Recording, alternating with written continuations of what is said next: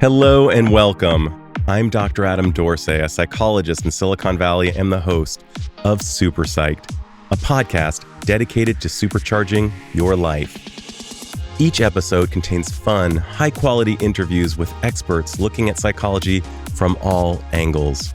Super Psyched is your tool to get more of what you want in your life and less of what you don't.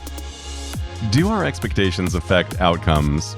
Are there things we can do to increase the likelihood of getting outcomes we want? And are there thoughts that may interfere with these positive outcomes as well? There's been a lot of non-scientific information circulating about these questions. Fortunately, there are people like David Robson sorting the science from the non-science. David is a science writer, a graduate of Cambridge University, and he has won awards for his writing from the Association of British Science Writers and the UK Medical Journalists Association.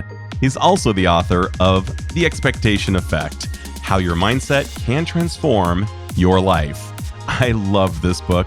So have major thought leaders like Daniel Pink, and I agree with the New York Journal review that said, if you're looking to make major or minor changes in your life, this book will help you leave the starting gate with positive expectations of success.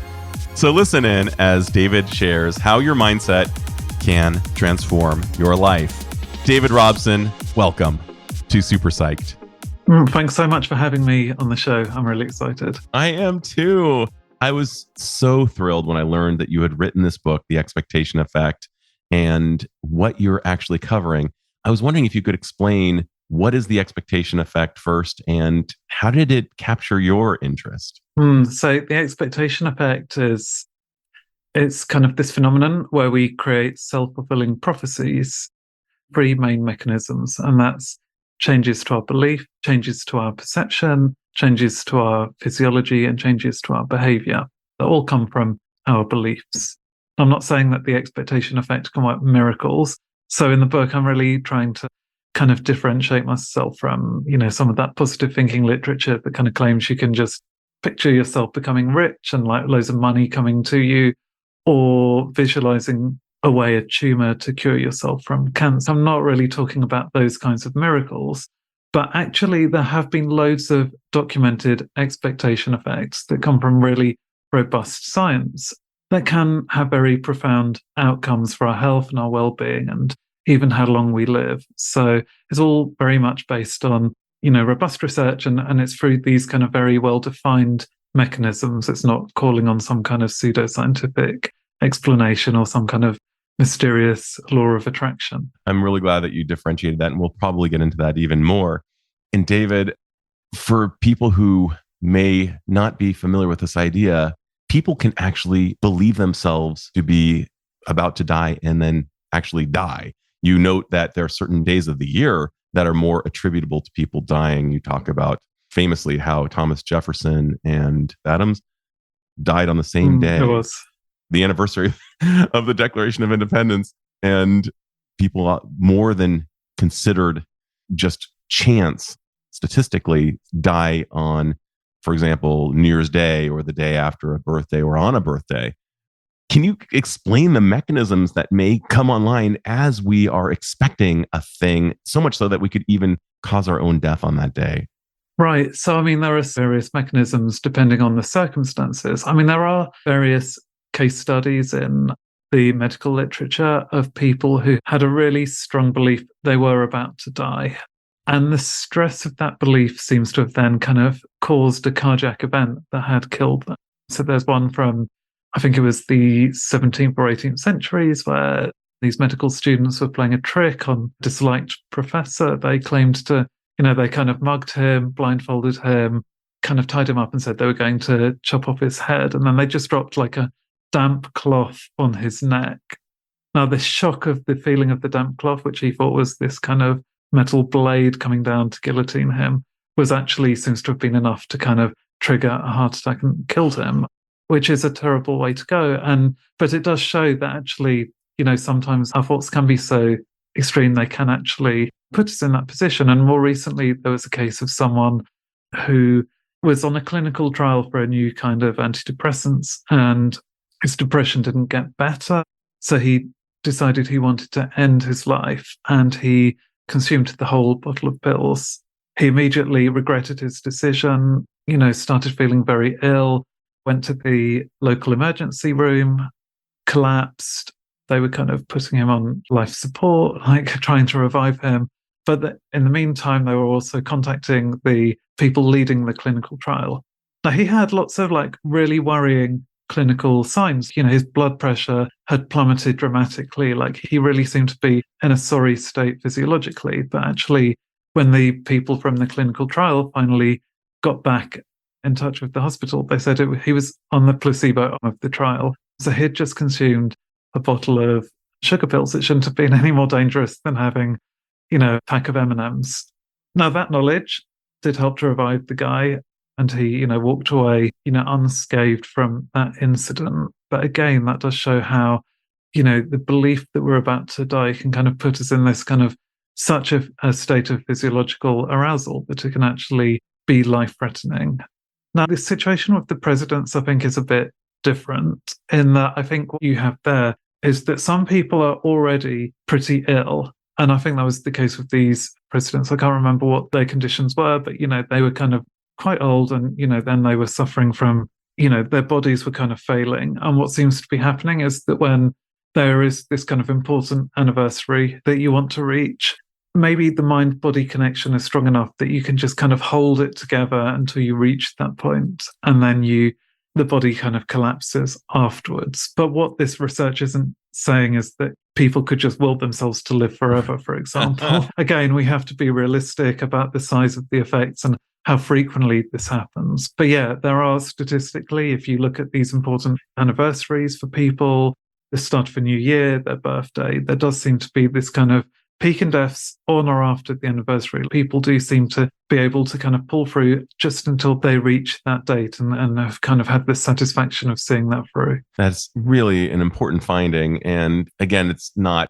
I'm guessing, a one-to-one cause that it will happen every time, but it happens so much more than chance that it is statistically significant as a phenomenon unto itself.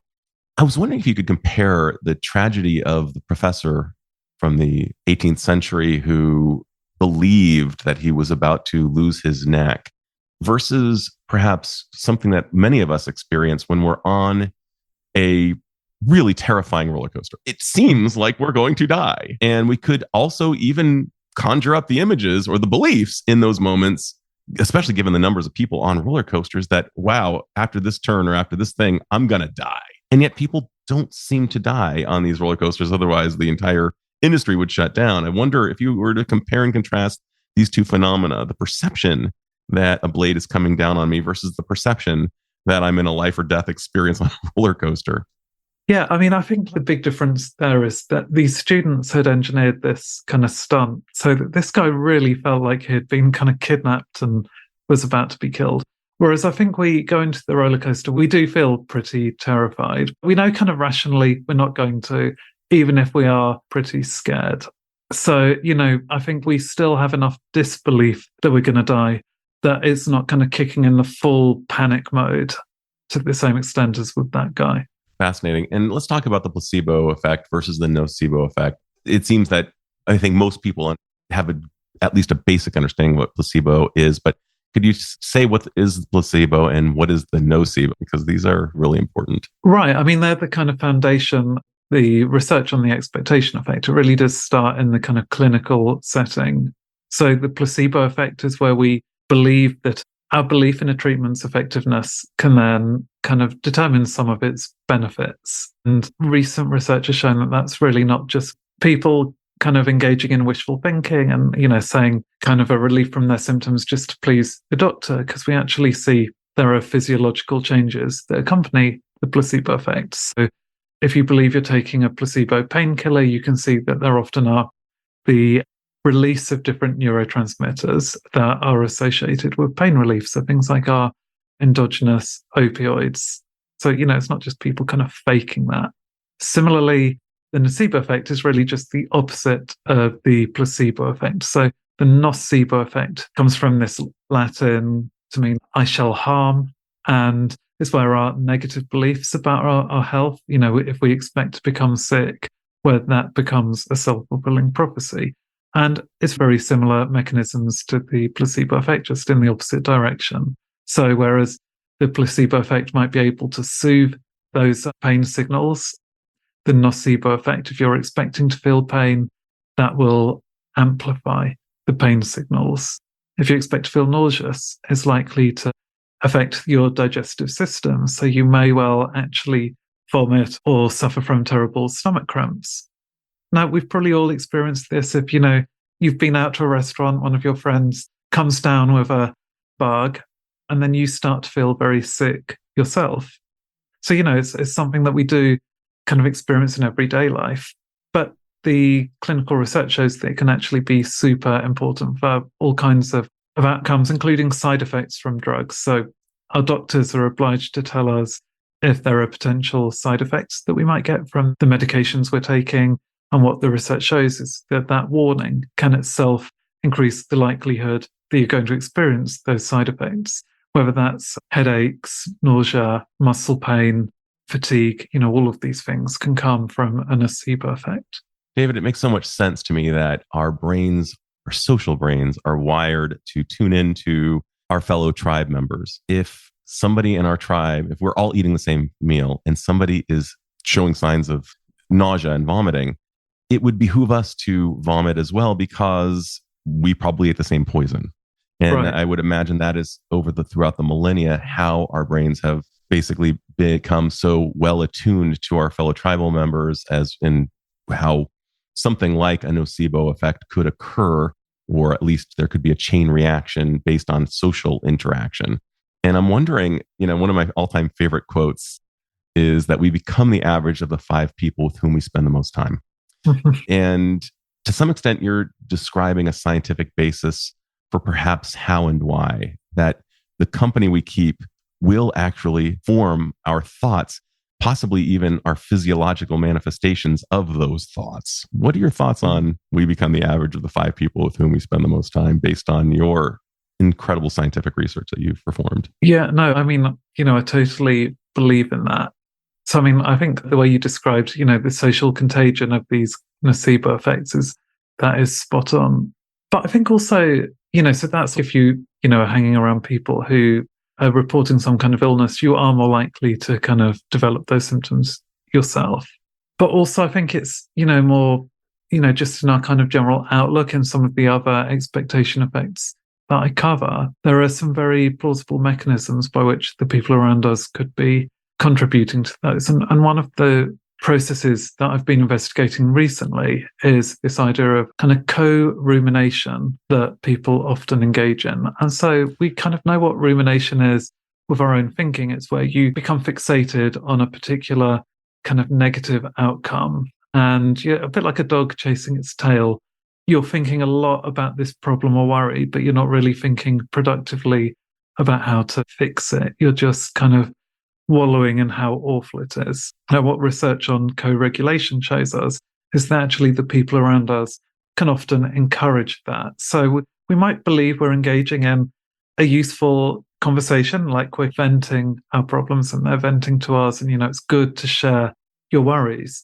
But if you're just sharing your worries in a way that's just encouraging each other to kind of ruminate, to go over them again and again, without really getting any new insights or solutions, that can actually be very bad for your mental health. And we can see this, say, between parents and children.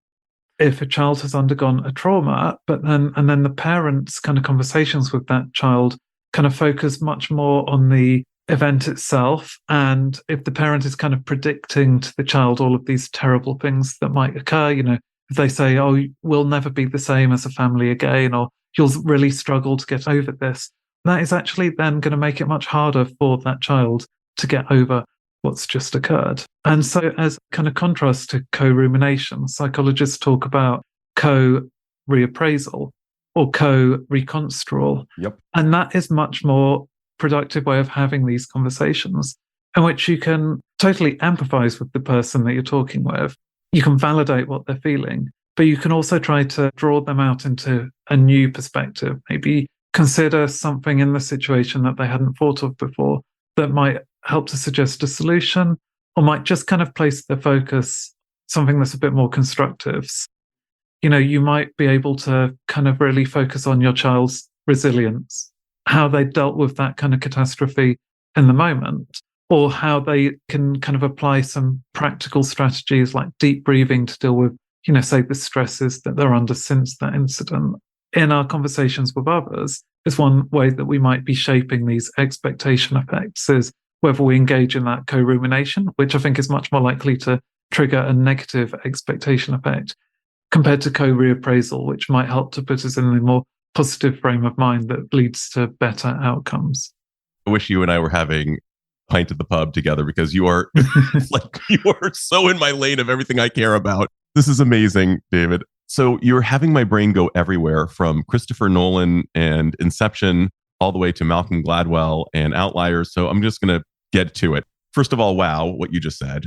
We humans think in terms of stories. Throughout the millennia, we thought in stories. Our ideas, our ways of comporting ourselves were really handed down to us through the use of stories. And you're speaking about how dangerous it is for us to co-ruminate, to co-regulate in a way that is not going to serve us.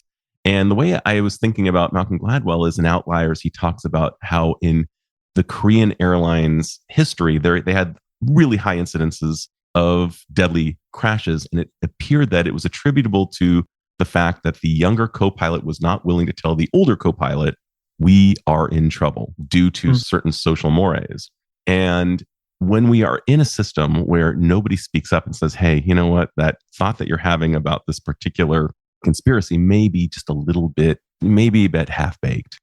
And when we continue to repeat and repeat, we become more rigid and less cognitively flexible. And these systems become profoundly toxic, can ultimately end up where hate groups end up, where in what you're describing, if nobody speaks up and says, that thing that you said about that particular group of people, that was off. Instead, they marinate in it. And Inception, basically, Christopher Nolan said that there's nothing as permanent or as robust as the power of an idea, something to that effect. And as I hear you speaking about this, the ability to co-regulate, the ability to say, hey, let's look at it from every angle. Let's not just go with our, to borrow from Danny Kahneman, our system one thinking. Let's maybe think again. Let's go like what Adam Grant talks. Let's unpack this even further and just really make sure, because what we're talking about here might actually be deadly. I mean, it's incredibly powerful, but like you say, it's not common. And I think one of the reasons that we don't kind of engage in co-reappraisal enough is that we're worried that any hint of kind of disagreement is going to be profoundly upsetting to the other person. Because it is true, we want to be validated. We know that is a really important source of emotional support too. And so there's this kind of anxiety that if you challenge what someone says they're feeling, you're going to leave them feeling even more kind of isolated, maybe.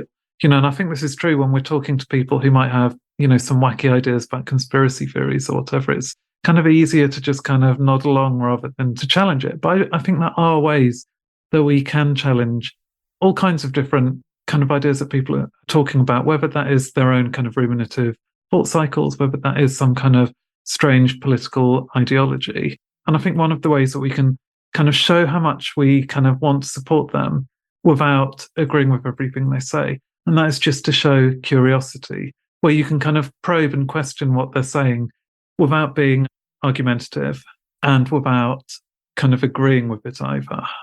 Yeah. This is something that, including Daryl Davis, who is an African-American musician who has helped over 200 men from the KKK basically relinquish their connections with that through what you're just describing, through civil discourse. But let's hear how it sounds from your vantage point of getting curious. Okay. I had a friend who's just been made redundant, really catastrophizing this event. It's a terrible thing to have happened. They've lost their job and their security. And I would have to validate what they were feeling, in that it is a big shock to the system. So I don't think in these kinds of conversations, it's absolutely not helpful to be like, I think you're overreacting, or to say platitudes, oh, you'll just get over it, it'll be fine, it won't seem so bad in the morning. So that's not what I'm really talking about there. once they've kind of vented their feelings and you've kind of given that support, I think it's about asking those important questions. Is there anything that you could kind of learn from this experience? Like even just asking, what are your kind of practical options now? I don't think it's very helpful in that situation for someone to come in and to kind of start giving all the answers. But I think just even raising those questions could be enough to just kind of get them thinking in a more constructive way. Whereas I think with co-rumination, I might do because, I kind of love my friends so much. I feel very defensive for them. What I could do is just kind of rant about how unfair their situation has been. And I could join in their rumination by kind of picking over like all the ways they've been kind of mistreated and how difficult it's going to be for them. And that is a good instinct, I think, because it is because we do that out of care for the other person. But I think also what we can do when we're a bit detached, when we have some distance from the situation, is to help to try to encourage the kind of shifted perspective that might just help the person to kind of break out of the negative thought cycles and to actually just respond a little bit more constructively. Yeah, and I like the idea of empathizing first and then finding ways to really invigorate, even if it's a quiet invigoration of, hey, yeah, that totally sucks. And not just staying in the sucks and saying the sucks, it sucks, the system is broken. Let's get completely sauced and just not deal with the problem at hand. You're saying, let's be together and let me show you my affiliation with you. And let me also, as my duty as your friend, say, let's find our way out. Exactly. Or just, if you hear the kind of catastrophizing kind of thought process, like if they're talking in absolutes of being like, I will never work again, I'll lose my house, to just kind of question that gently, to be like, well, that might be a possibility, but there's also the possibility that you'll find another job that you like even more, or you'll find some way to kind of cope, even if it's going to be tough. I think just kind of gently questioning those catastrophizing thoughts is important, and it's what we should be doing for ourselves. I think actually we do have the advantage when we're not directly immersed in the situation, is that we can help other people to do that when maybe they're not in the right place at that time to kind of be, thinking like rationally about the situation. Agreed. David, what are some ways that we muggles can really use the expectation effect to our advantage in wherever we might choose? I mean, there's so many ways. So I think in my book, I am quite careful to kind of outline the various kind of domains in which the expectation effect has been kind of proven to influence outcomes. And then to kind of, use strategies that are kind of adapted to each circumstance. But, I think there are some commonalities between them. But to give one example of if we're feeling stress about a kind of difficult challenge that's facing us, we can basically, our mindsets can fall into kind of two, different kind of extremes. We can either see that stress as being inherently debilitating. If I'm giving a talk and I start to feel kind of a bit shaky beforehand, or, my heart's racing, I can see that as a sign that I'm going to give a bad performance. And then I can start thinking, it's going to be really embarrassing. Like my voice is going to shake. I'm going to forget what I'm going to say. It's that catastrophizing process. And then you can start thinking, if I do badly on this, then, I might never be asked to give a talk again. I might not get promotion, whatever. Or you could have the mindset that this stress is kind of natural and adaptive and useful. So you might think, well, yeah, I'm talking in front of 200 people. Of course, I'm going to feel a bit agitated beforehand. But that is actually just a sign that my body and brain is preparing for the task at hand. You can recognize that your body becomes physically aroused because that was useful in evolution, to have like your blood pumping around your body. You're getting lots of oxygen to your brain. Those higher levels of the hormone cortisol, well, that is making sure you're alert. No one wants to get on stage and be a bit kind of drowsy. No one wants to give a talk that's super low energy. So actually being like super relaxed is not going to be a huge advantage to you. Yeah. And you're talking about a stimulus attribution, it seems right, like. It's like, exactly. How do we attribute this stimulation? You're experiencing the same symptoms, essentially, but the same sensations, but you're interpreting them in two very different ways.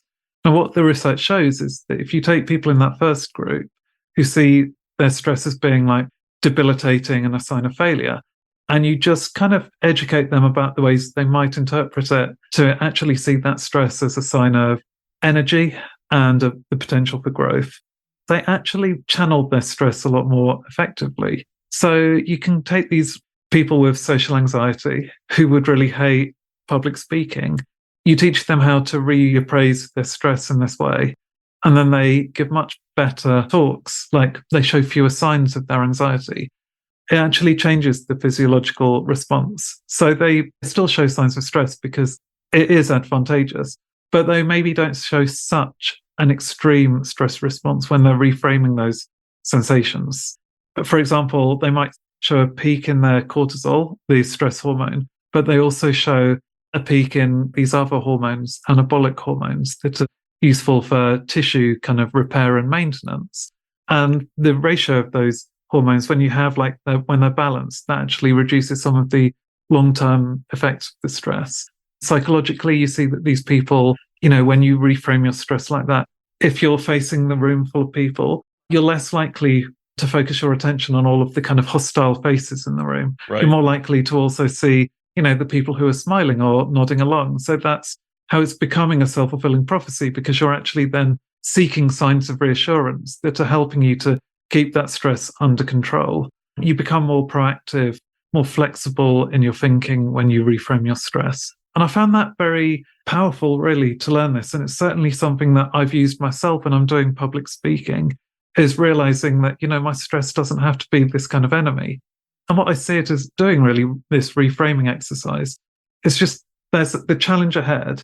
And if you have the negative mindset, you're just adding like a whole load of worries on top of that, that's kind of escalating your negative thinking. And by reframing your stress, you're just taking off that second layer of worries. So you can just focus your attention on the actual challenge, the thing you want to succeed at.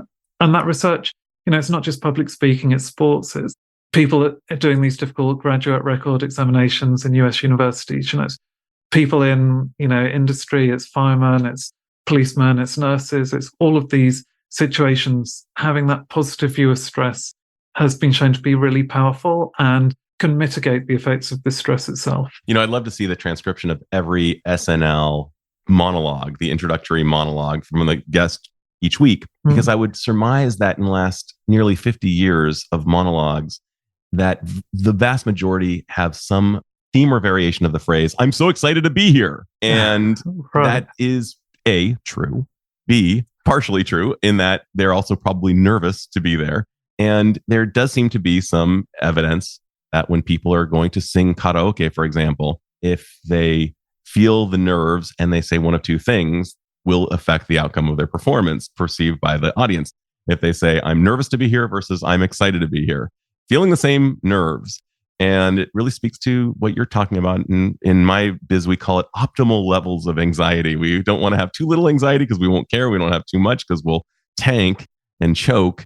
But if we have just enough fire under our butts, we will take off and leave the Earth's atmosphere in a nice, slow, steady way. And I love what you're talking about here and how you can prime yourself. I'm guessing that you were not necessarily born a public speaker, that you had to become when you're not. You're shaking your head. You're like, no. Right. So I'm guessing that you use these prompts yourself when you're out there thinking, "Oh crap, I don't want to give this address, but I will use these nerves as excitement." Yeah, exactly. Yeah, no, I really didn't like public speaking. I actually had this really bad speech impediment up until the age of 17. And so that made me very shy at school. I hated having to ask a question in class. And that was very difficult to get over, even once I started my career, and especially once I started writing books and had to promote them.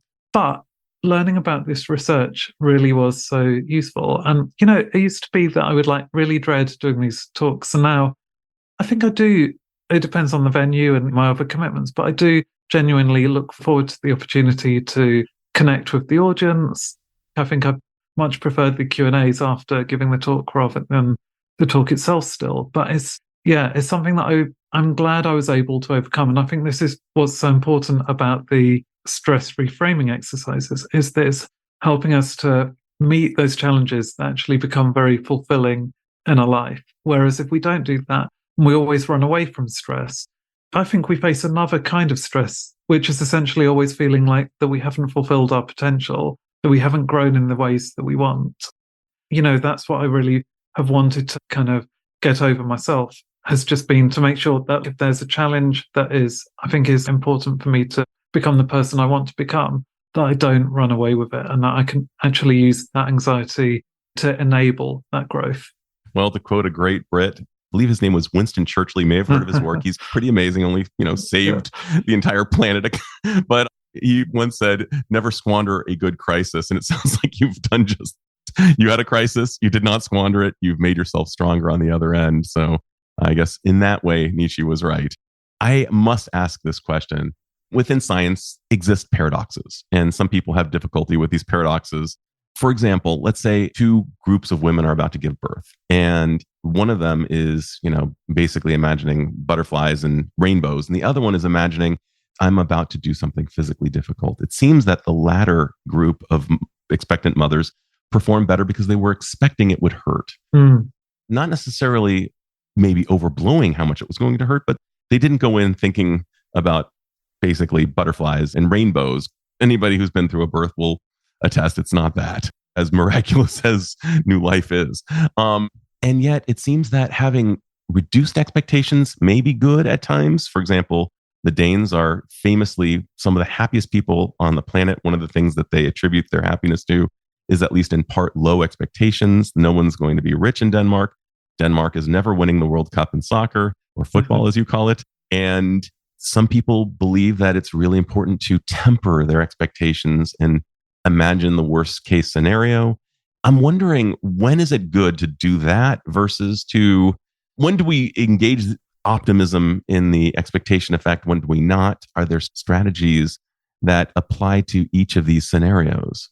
So I'm not aware of the research on women giving birth, but I mean, I can totally imagine how that would be true. But I think here it's all about what types of kind of positive or negative expectations you're cultivating. Now, say with stress, and I think that's comparable to pain, they respond similarly to our expectations, feelings of pain and feelings of stress, and even physiologically, there are shared mechanisms.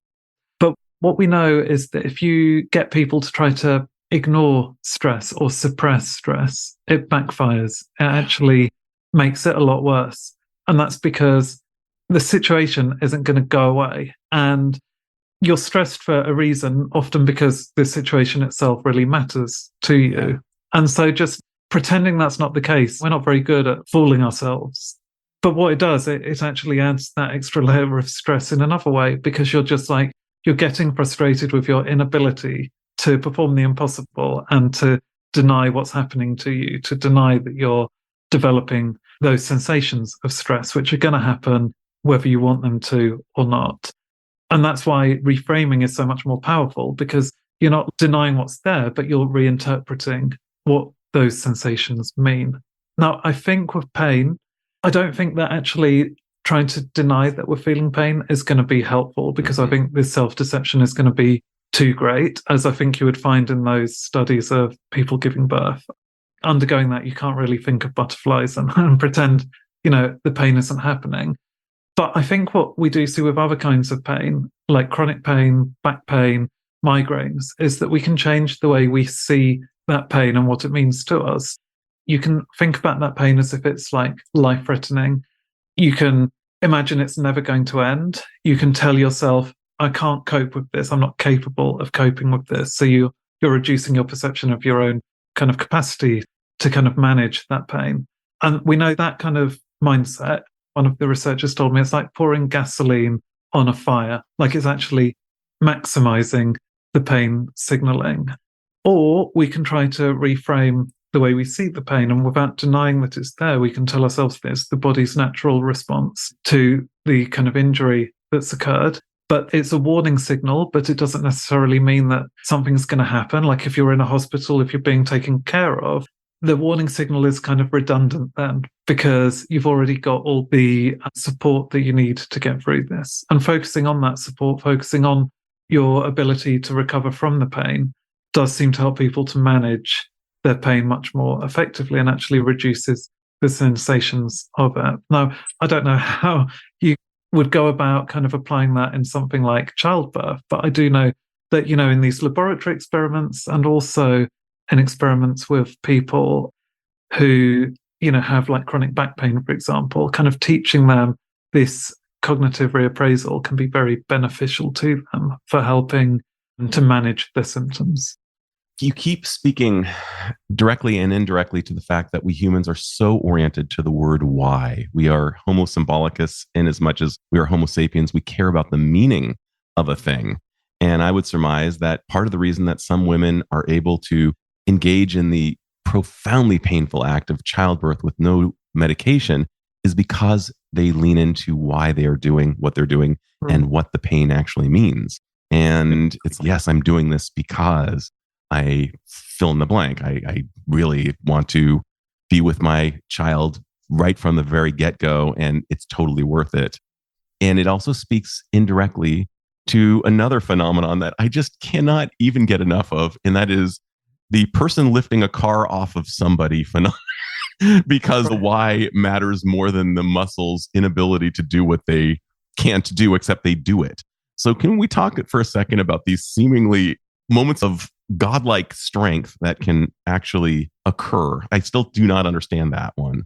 So I do think this is related again to kind of what we're just talking about with pain management, in that the brain, when it's predicting what's going to happen next and then kind of preparing the body for those challenges, it's basically trying to balance the resources that it knows it has available, the importance of the task, and then the demands of the task. So is it worth me expending all of these resources? And do I have enough resources to actually meet those demands? Now, this is, affecting our physical performance whenever we do exercise. There's lots of research showing this, that, it's why placebos can work in sport, which is that if you increase the brain's kind of belief that it has some kind of extra resource, it improves your stamina and it improves your strength. It means that the brain is able to program more muscle fibers to be recruited when you're lifting weights, for example. If you've had a placebo, which you believe is going to actually boost your energy reserves to lift those weights, I think what's happening there is that, the sheer importance of the situation is meaning that the brain is willing to kind of exert all of its resources and risk exhaustion if it has to, because the outcome is just so fundamentally important that, even an injury is worth risking a serious injury to be able to save your child. It's just shifting the balance of that calculation that the brain is performing. Now, when it comes to things like health and, management of pain, I still think there's this balance between, do we feel like we've got the resources to cope with this? Do we feel that we're going to be in a safe situation? Or should we really be listening to this pain as a signal and warning to kind of pull us back and to prevent us from functioning?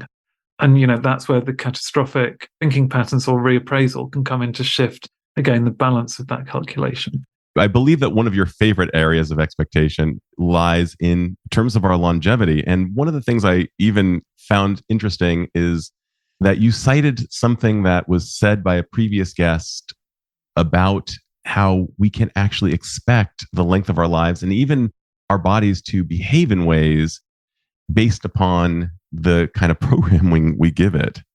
Yeah. I mean, it sounds kind of, miraculous. And I was very skeptical of this idea. But as I researched this chapter with this kind of skeptical mindset, I realized that, it has been very well documented. It's got all the signs of really good research, and it's conducted by multiple teams, lots of different universities, lots of different strands of evidence using lots of different methods. But the results are always the same. And that is that our mindset seems to influence our aging from, how long we live. People with a positive mindset live for 7.5 years longer, to our risk of diseases like Alzheimer's disease. And we can even see that in the buildup of the amyloid plaques that are the kind of the biomarker of dementia, right through to things like the epigenetic markers of aging throughout our body. Our cells just seem to be aging more slowly if we have the positive view of aging, and more quickly if we have the negative view of aging. So that does seem very robust. And the mechanism kind of comes from a few different pathways. One could just be that if you have this negative view, pessimistic view of aging, where you're expecting to become kind of more vulnerable, then you're less likely to do physical activities that would keep you healthy. And that behavioral component is undoubtedly very important. But what we can also see is that the negative views of aging change our stress responses as we get older. Now, we've spoken about earlier how, stress is not a bad thing. If it's kind of in the moment, it can actually help us to achieve our goals. But if people have a negative mindset and they're experiencing chronic stress, so they're constantly feeling anxiety without any kind of let up, without any kind of downtime, without any chance for the body to recover, then we know that is bad for our health. And when you have a view of aging where you're assuming that you're going to become more vulnerable, well, all of life's tasks are just going to seem more daunting to going to the shop, meeting new people, driving to a new place. Those challenges become more serious sources of stress. And so that what we see is that people with the negative views of aging, that after they reach middle age and beyond, they show that higher levels of cortisol continually increasing year after year. Whereas people with the positive view of aging, their cortisol levels actually kind of flatline or even decrease as they kind of relax into their retirement. That can then trigger things like inflammation in the body. And we know that inflammation is useful in the short term to help to kind of protect us from pathogens. But in the long term, that can cause wear and tear on our tissues. And it's probably causing those characteristic changes to our cells, accelerating the biological aging and predisposing us to all of those different diseases. So the effects of that over the period of years or months, of weeks or months, probably isn't that important. But when you're looking at years or decades, it's just increasing your risk that you're going to develop one of those diseases that eventually kills you. So yeah, that's how, I feel now this research on mindset and aging, it's really as robust and strong as the research looking at lots of other kind of causes of mortality. So things like diet, things like smoking, things like alcohol consumption, it's very compelling. Indeed. And if we were to have thoughts that would positively charge our bodies as we age and possibly slow the aging process and keep the erstwhile functions in place and so that they aren't erstwhile, what would be some of your programming tips, how we could talk to ourselves or set up a positive expectation and therefore better outcomes? I mean, I think the research shows quite strongly that we internalize the ageism around us. So our culture is just pervaded with all of these messages that you become less worthwhile as you get older. Even our greetings cards or birthday cards for people who reach, 60 or 70, they're all jokes about the kind of illnesses you're going to develop, your forgetfulness, your incapacity. So we need to challenge that, I think, to stop ourselves from internalizing that. And then we just need to try to focus on positive role models that can be very helpful. So people who are doing new and exciting things as they get older. And when we make those assumptions that I can't do an activity because I'm too old, just kind of question that. Is it really true that you're not capable, or are you kind of imposing that on yourself? And then try to push ourselves out of our comfort zones to prove that actually we're still capable. With a lot of our skills, things like memory, learning, for example, it's often a case of use it or lose it. And what you see in the psychological research is that once people get to a certain age, they stop trusting themselves to be able to remember the route to a place, so they just automatically put on their GPS system rather than trying to use their memory. So we might just resist those kinds of habits that we are beginning to form and just try to take on the mindset of someone who's much younger, who has more confidence in their abilities, and see how that can help us. Yeah, I think those are the main things, really. It's just a slow process, a steady process of just like slowly, taking on new challenges and just keeping an open mind to see what life can bring. Yeah, and I don't hear you in any way trying to propose that people engage in some form of thinking that isn't commensurate with reality.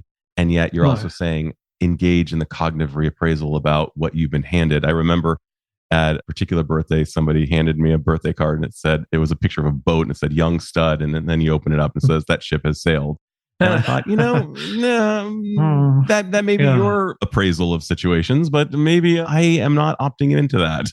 I'm deciding that I remain young. Yeah, it looks like. Yeah, exactly. And, that is what the research shows. I mean, like how we define old age. People who define old age as starting at 60 are more likely to suffer from cardiovascular disease than people who define old age as starting at 70 or 80, for example. So there's lots of ways for us to think about this. Just remind ourselves that, some people like the writer Penelope Fitzgerald, for example, she only started writing award-winning books at the age of 60. Really didn't write her masterpieces until, a few years later. So reminding ourselves that those kinds of people can help. And yeah, like you said, accepting that some people might have, their own views of aging, but you don't have to actually adopt those views yourself. Yeah, I've opted out of that mailing list. Well, this has been as much fun as I imagined it would be. And seriously, if you ever find yourself in Silicon Valley, it's on me, whatever you want. But my final and miraculous question, David, if you had the magical powers to confer upon all humanity one skill or insight that you believe would dramatically improve their quality of life and perhaps the quality of life of those around them, because we know we do not exist in a vacuum, what would that skill or insight be? And how do you imagine it would impact the individual and perhaps even society at large? I think it would have to be humility. And I think even people like Daniel Kahneman have said this, is if we could correct our overconfidence, that would solve so many problems that we're facing.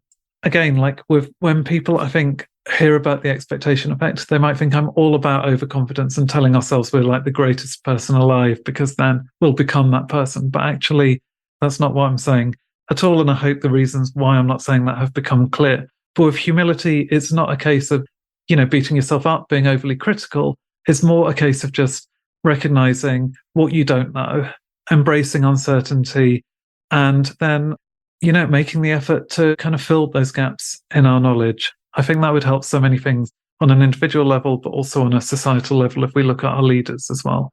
What a wonderful wish for humanity. I couldn't agree more. And you're kind of indirectly speaking to the Dunning-Kruger, this cognitive bias that we overestimate our abilities or our knowledge bases and how detrimental that can be and how many lives it can actually take with it. So your book is positively life-affirming. It is on point. It is so well researched and so well supported. And I could not recommend more highly that people read and perhaps even reread your book, The Expectation Effect, as well as your other writings that seem to span every imaginable part of human life. David, the world is a better place with you in it. Thank you so much for sharing your knowledge and wisdom with my listeners. Thank you. That's very kind, and I've really enjoyed myself. This is Dr. Adam Dorsey thanking you for listening to Super Psyched. If you know anyone who might like it or who might benefit from listening, share it. And if you like the episode, please hit subscribe.